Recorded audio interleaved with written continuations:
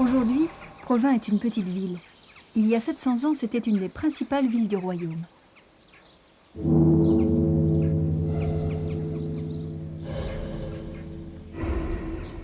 C'est à l'extérieur de la ville haute, à l'ouest, que l'on peut rassembler le plus de traces du Moyen-Âge. Retour dans le passé. Au XIIIe siècle, l'église n'avait pas encore son dôme. Les maisons étaient beaucoup plus nombreuses. Et les remparts se dressaient face à la campagne. Emblème de Provins, la tour, que l'on appelle aujourd'hui Tour César, était sans toiture.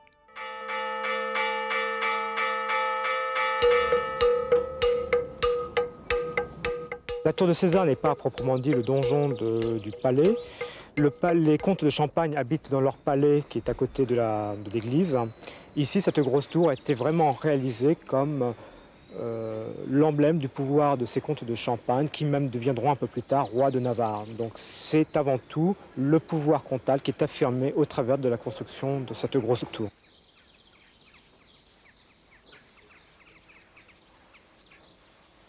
D'en haut de la tour de César, on voit très bien donc, à côté l'église Sacarias, mais surtout le palais des comtes, où résidaient donc, ces comtes avec sa chapelle.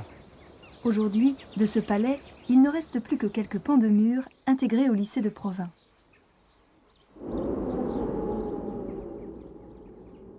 Mais au Moyen-Âge, les bâtiments avaient un tout autre aspect.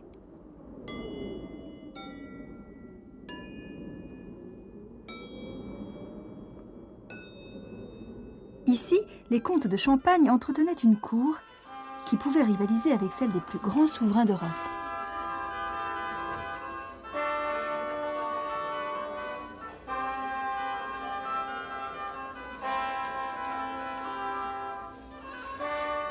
Le plus célèbre des comtes de Champagne a été Thibaut IV, dit le chansonnier.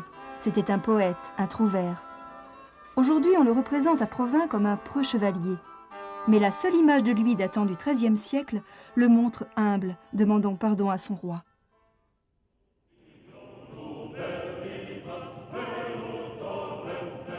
Habile politique, Thibaut de Champagne est surtout un puissant seigneur qui commande à d'autres seigneurs, ses vassaux. Pour ces seigneurs, il s'agit de se préparer sans arrêt à la guerre. Guerre entre eux et même guerre contre son roi.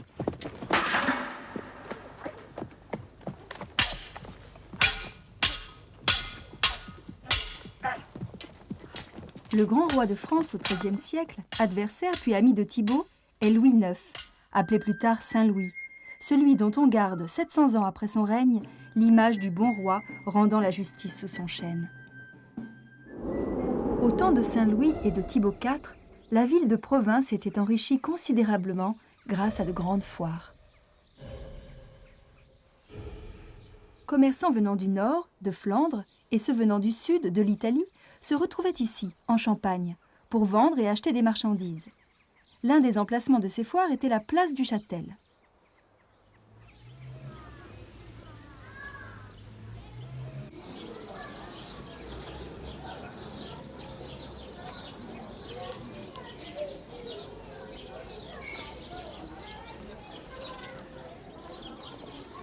Je suis en train de faire parler les façades, c'est-à-dire de relever tous les éléments intéressants qui permettent de donner une date à la maison et en particulier les éléments qui permettent de comprendre que cette rue était couverte au Moyen-Âge au moment des foires.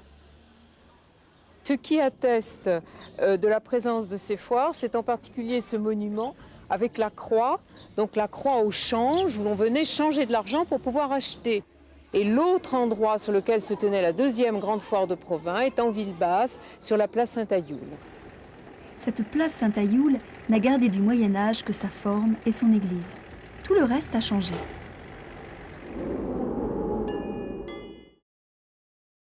À Provins, au temps de Thibaut et de Saint-Louis, la grande église est Saint-Kyrias.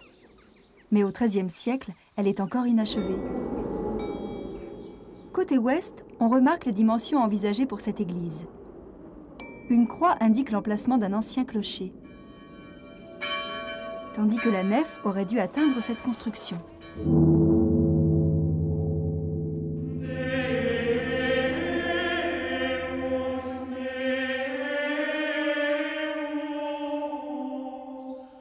Saint-Quirias a été construite à l'époque gothique. Ces bâtiments sont très hauts, soutenus par des piliers et des arcs qui se croisent en clé de voûte.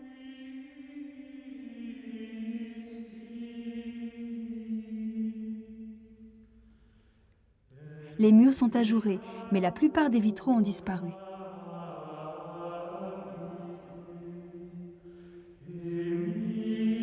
Provins, ville riche, devait se protéger des agressions extérieures grâce à ses remparts. Ces remparts se trouvaient face à la campagne. Aucun arbre n'empêchait de voir approcher une armée ennemie. Créneaux, tours, meurtrières, tout un dispositif pour se dissimuler, lancer des projectiles.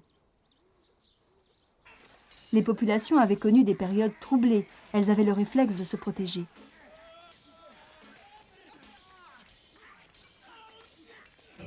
Au XIIIe siècle, les armes à feu n'existent pas. Le canon sera inventé un siècle plus tard. On bombarde les assiégés avec des catapultes. Mais la plupart des combats sont des corps à corps.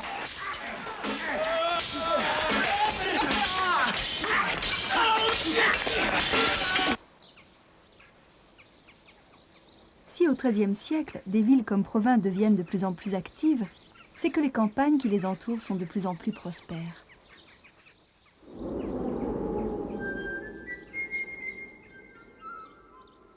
Les surfaces cultivées ont augmenté et de nouvelles techniques se sont généralisées, comme les moulins et la charrue.